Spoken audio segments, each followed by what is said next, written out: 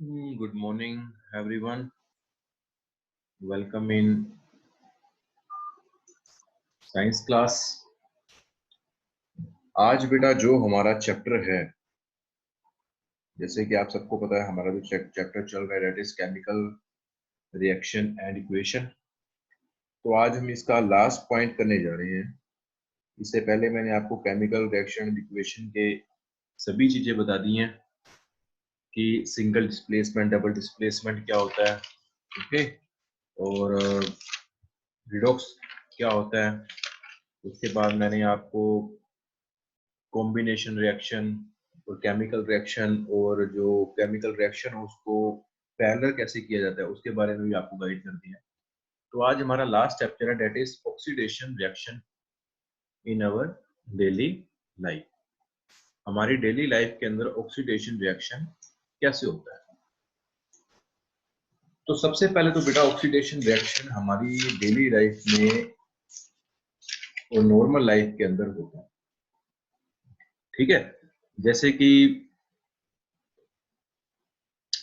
Rusting of iron, लोहे को जंग लगना, that is also oxidation reaction, ठीक है। और उसके बाद we will discuss about the daily life example that where oxidation reaction takes place। और उसके आगे हम चीजें करेंगे जैसे पुरानी लाइक पुरानी गाड़ियां, पुरानी कार, शिप्स, ट्रेन जो अलग ही जगह पे रखी होती है, आप सबने देखा होगा कि उसके ऊपर एक रस्ट जम जाता है, एक ब्राउन कलर की लेयर्स आ जाती हैं उसके कवर के ऊपर, that is also rusting। तो ये रस्टिंग हमारी लाइफ के अंदर कैसे आती है उसके बारे में आपको डिस्कस कर देता हूँ। सबसे पहले तो मैं आपको बता देता हूँ कि ये पॉइंट होता है। अब आपके सामने सबसे पहले यहाँ पर पॉइंट है दैट इज क्रोजिन, ठीक है। क्रोजिन भी एक तरीके का रस्टिंग के अंदर ही आ जाता है, तो रस्टिंग भी क्रोजिन के अंदर है। When a metal is attacked by the substance around like a moisture acid, it's said to be corrode, okay, and process known is क्रोजिन।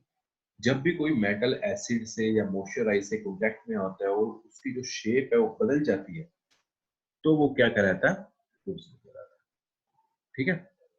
उसके बाद होता क्या, असर क्या क्या होता है, ब्लैक कोटिंग और silver and green coating on copper example of. जब जो सिल्वर होता है उसके ऊपर, जैसे हमारे पास सोना के अपने चांदी के या पीतल के बर्तन होते हैं, उसके ऊपर जो सिल्वर होता है, सिल्वर की चीजें होती हैं, उसके ऊपर ब्लैक कोटिंग आ जाती है। और जो कॉपर की बनी होती है उसके ऊपर ग्रीन कोटिंग आ जाती है, ग्रीन कलर की शेड आ जाती है, क्योंकि वो प्योर नहीं रहते, थोड़ी देर बाद उनके अंदर क्रोजिन होने लगता है, उनकी जो शेप है वो, उनका जो मेन स्ट्रीम है वो चेंज होने लग जाती है, दैट इज ऑल्सो क्रोजिन, ठीक है।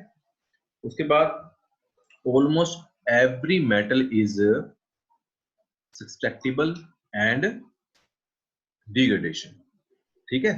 ये दोनों की दोनों चीजें होती है हर मेटल के अंदर, ठीक है। और उसके बाद क्या होता है, it cause damage of car body, bridges, iron and railing.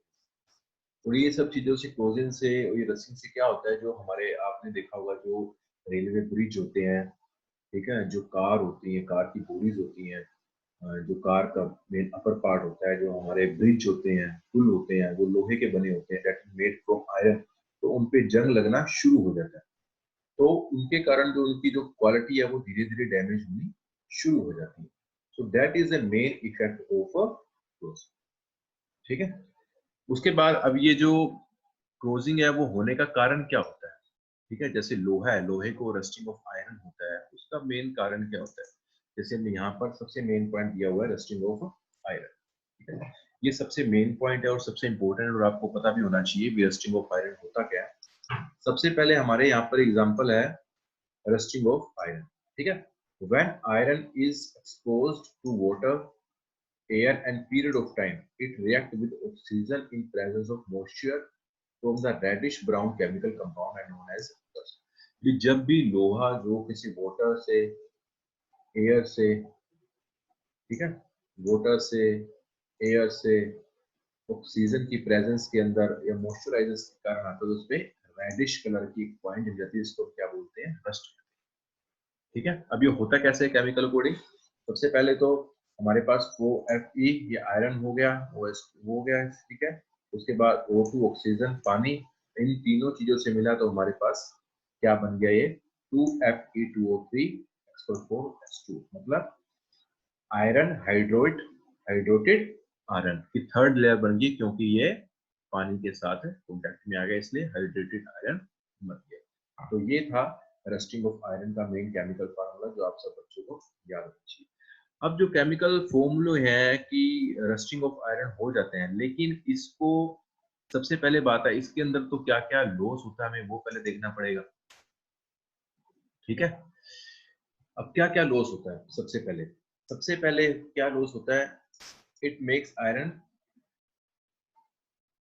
Flaky flavour, मतलब बहुत ज्यादा उसकी जो पोजीशन है आयरन की खराब हो जाती है। It decrease the intend uses of period, मतलब कि जितने पीरियड में उसको यूज होना चाहिए वो उसकी खत्म होनी शुरू हो जाती है। मतलब कि जैसे आपने कार देखी होगी, कार की बॉडीज देखी होंगी, ठीक है। कार की जो अपर बॉडी होती है, ट्रेन होती है, कोई भी लोहे की चीज होती है, वो अगर हम ज्यादा देर तक बाहर रखते हैं, ये नहीं कि आपने 1-2 मिनट के लिए पानी के अंदर रखा, it will take time, 1 year, 2 year, 6 month.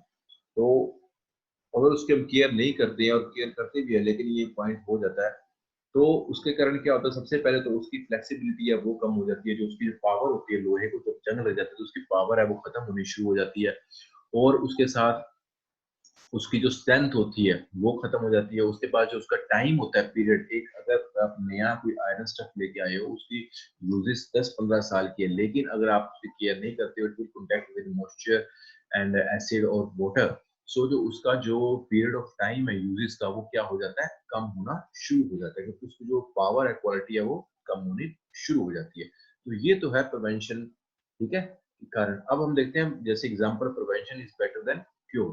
इसको क्योर करने के लिए हम लोग क्या क्या सब्जेक्ट है वो चूज कर सकते हैं। सबसे पहले फैक्टर ऑफ अफेक्टिंग रस्टिंग, भी रस्टिंग को क्या क्या चीजें अफेक्ट करती है? देखो, सबसे पहले तो अफेक्ट करता है मॉइस्चर, मॉइस्चर के अंदर आ जाती है, जैसे पानी आ जाता है, ठीक है, हवा आ जाती है, हवा के अंदर नमी होती है, ये सब चीजें मॉइस्चर, मतलब कि भाग खुले में रखते हैं, that is called moisture. Second one is acid, that's called you acid rain. आप सभी को पता है जो एसिड रेन होती है, ठीक है, और जो बाहर हमारी गाड़ियां वगैरह है, कोई लोहे की चीज पड़ी होगी और ऐसी रेन हो जाती है, तो उसके कॉन्टेक्ट में अगर आयरन आता है तो उसके रस्टिंग अपने आप होनी शुरू होती है। Third one is salt. Salt मतलब जो नॉर्मल घर वाला सोल्ट नहीं, दैट इज ओशियन सोल्ट, जो समुद्र का पानी होता है, उसमें बहुत ज्यादा नमक की मात्रा होती है। अब ये नहीं है कि आपने एक लोहा लिया और समुद्र के अंदर रख दिया तो आप 1-2 दिन बाद देखोगे उस पर रस्ट होना शुरू हो जाएगा, that is not possible, it will take time. 1 साल या 2 साल भी लग सकते हैं। आपने देखा होगा कि मेन पॉइंट में कि समुद्र के अंदर कई बार जो शिप्स होती हैं या कोई भी आप मटेरियल ले लो, वो डूब जाता है, तो आपने देखा होगा कि उसके ऊपर रस्टिंग आ जाती है। तो salt is a big point, ठीक है ना, मेन स्ट्रीम के अंदर आ जाता है सोल्ट। उसके बाद है इम्प्योरिटी। इम्प्योरिटी मतलब कि अगर हम उसकी लोहे के अंदर किसी और मेटल को हम लोग मिक्स कर देते हैं, ठीक है, इसके कारण उसकी इम्प्योरिटी है वो बढ़ जाती है। तो ये भी सबसे बड़ा कारण क्या है हमारा, रस्टिंग अफेक्टिंग ऑफ रस्टिंग, जो लोहे के ऊपर होती है, ठीक है। ये 4 पॉइंट है। उसके बाद हम देखेंगे कि इसकी हम क्योर कैसे कर सकते हैं, बचा कैसे सकते हैं रस्टिंग ऑफ आयरन। सबसे पहले हमारे पास क्या पॉइंट है, हम कैसे बचा सकते हैं, दैट इज कोटिंग पेंट, ठीक है। किसी भी चीज को हम पेंट कर देते हैं।